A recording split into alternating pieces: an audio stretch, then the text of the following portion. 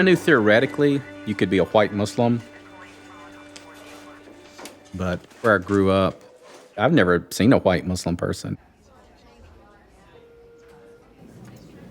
Yeah. You survive overnight? I did. I got like 3 hours of sleep. I think that's a successful on call. I think so. That's pretty light. Thank you, sir. My grandparents on both sides of my family were farmers in rural Mississippi. Black-eyed peas and cornbread, you can't get much lower than that.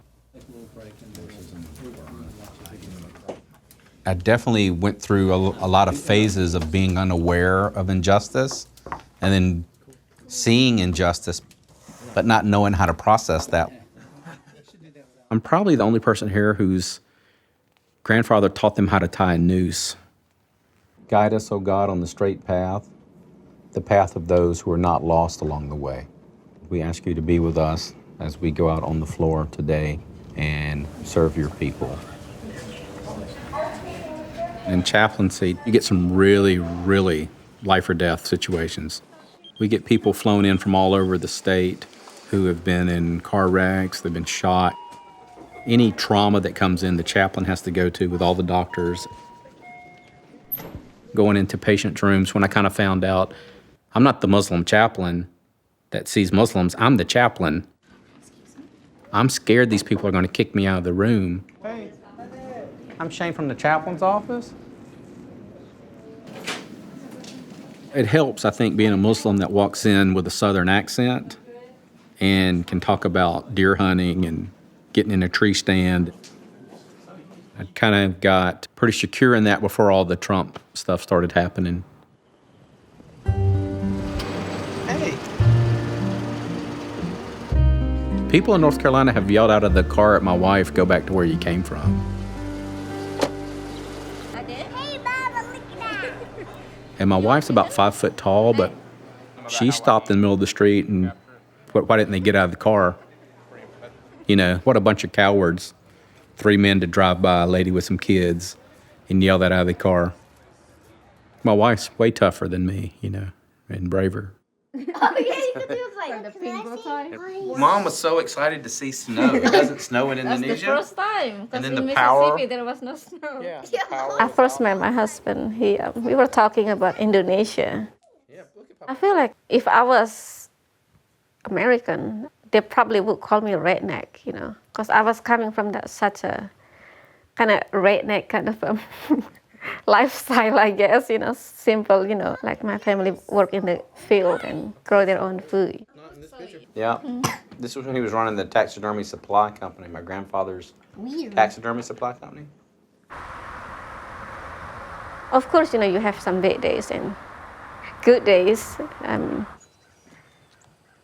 But having each other shoulder and having the faith throughout, that's really helping us going.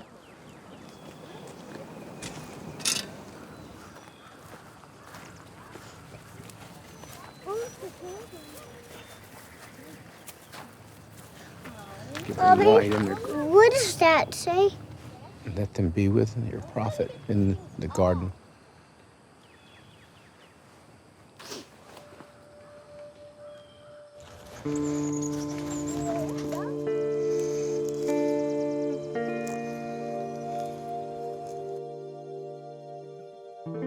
So after Adam, my wife and I got pregnant, and we were having the ultrasound done, and turned out that my wife was carrying conjoined twins. They were telling us, looks like they're sharing a heart, and we don't know if they may survive an hour or a day or a week. They asked if we would mind if the chaplain stepped in and visited with us.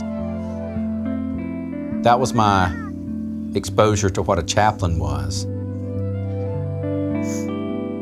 My wife and I are, you know, there's no way I think we're ever gonna be apart after this. It's just a brutal and beautiful experience.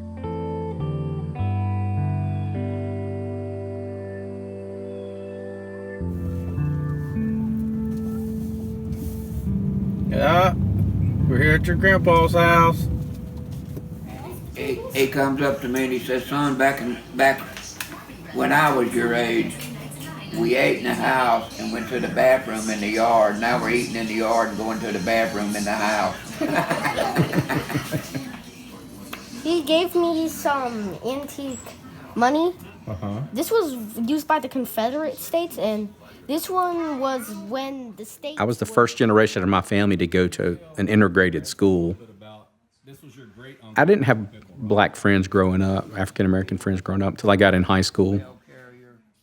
And then interacting with different people and seeing that there's good and bad in all people. There's beautiful people that come in all different shades. Really, it was really confusing. Things didn't really add up. It caused a lot of friction in my family. I started getting into hip-hop music. Between classes, we were raising a ruckus in the hall, rapping and beatboxing and stuff. This is at a county fair, at the Neshoba County Fair in Philadelphia, Mississippi. I think we went on right after the ladies' ragtime band. It's pretty awesome. Really receptive crowd to the two white kids rapping. I started hearing Malcolm X mentioned in some of this music, so I read the autobiography of Malcolm X. Right after I became Muslim, I walked around Jackson, Mississippi in a robe and a turban. It wasn't out of love for the Prophet Muhammad, peace be upon him, to try to emulate him. It was to piss my family off, to aggravate my family. And I think I did a pretty good job at that. You know? Your past is what made you. And it influenced you. Yeah. And it makes you the person you are today. Yeah. You have to embrace it. Yeah. Good or bad. Yeah. And then you go on from there. Yeah. Can I try to pull it up? Let me go pop the hood. Recently, it kind of sunk in. I'm sitting at a crossroads of being from a Southern Baptist family from Mississippi that's a practicing Muslim. And something doesn't quite feel right about this. I mean, you can't function psychologically throwing away the first 29 years of your life because you become Muslim. And Islam doesn't ask that of you.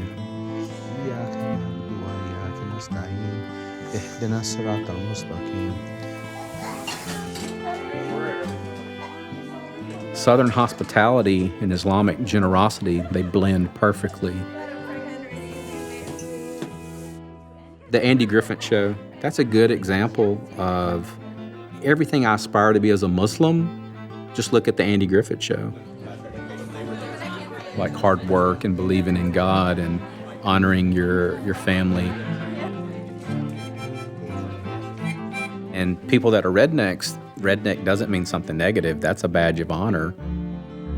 So I made a group called the Society of Islamic Rednecks. And I was thinking, how can I share Islam with people from my background? 1,600 people joined this group on Facebook. And it's just funny. We're working on the Islamic commentary to Leonard Skinner, Simple Man. Like, 61 people. But Halal Barbecue, 5,014. On the little blurb, it says there's many positive parts of redneck culture, but we just seek to purify that of racism and sexism.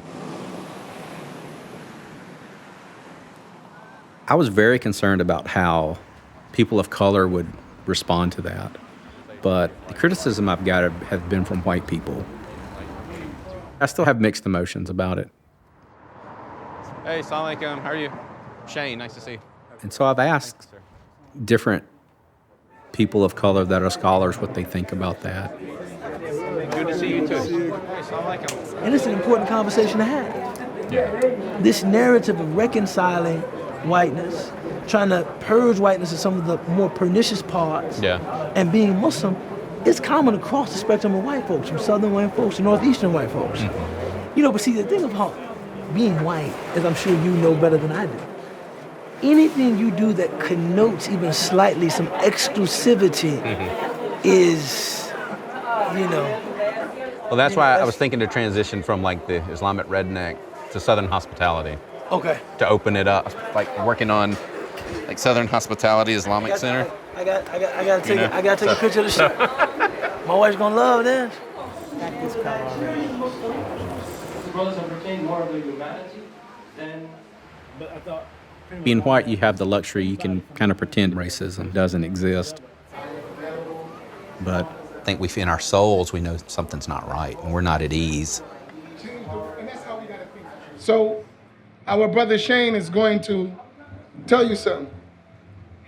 He told me, he said, you know, Imam, I grew up as a redneck. He's in the African American Islamic Summit. That's Deen. That's Islam. It's impossible from where I sit to be raised in America and not be socialized to be a racist. Or white supremacy is socialized into you as a white person here.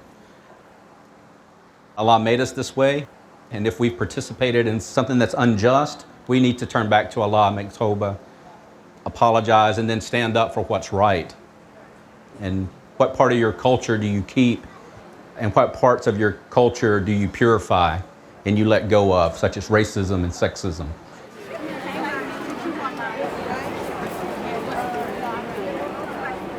Most of my family are from North Carolina. Honestly, we hate to use these harsh words like hate and all these things, but you're the guy that I hate. So to hear you say that, you know, to apologize, to validate things, it unlocks the door for us too to come out of a shell. Let me see your hand like this. Now you gotta integrate it with mine like this. You know, if we get on the same side of the fight, yeah. I mean, divided will fall. Divided will fall. We already have that issue of division to begin with, right? No offense, you know, but like, how would you get your people to let go? Because white supremacy or the system benefits you, right? Exactly, yeah. So then who's going to let go of that? Right, you know what I mean? Yeah, that's my question that I want to explore. Yeah. Like, how do you do that?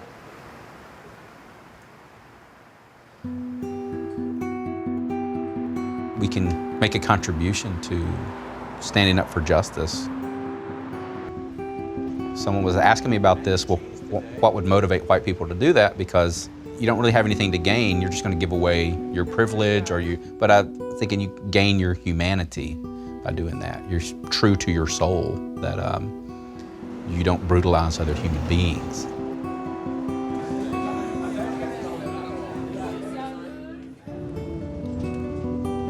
Malcolm X, there's a quote where he says that white people that want to work against injustice, you can contribute to solving the problem by working together, but also go work with your community, your own community.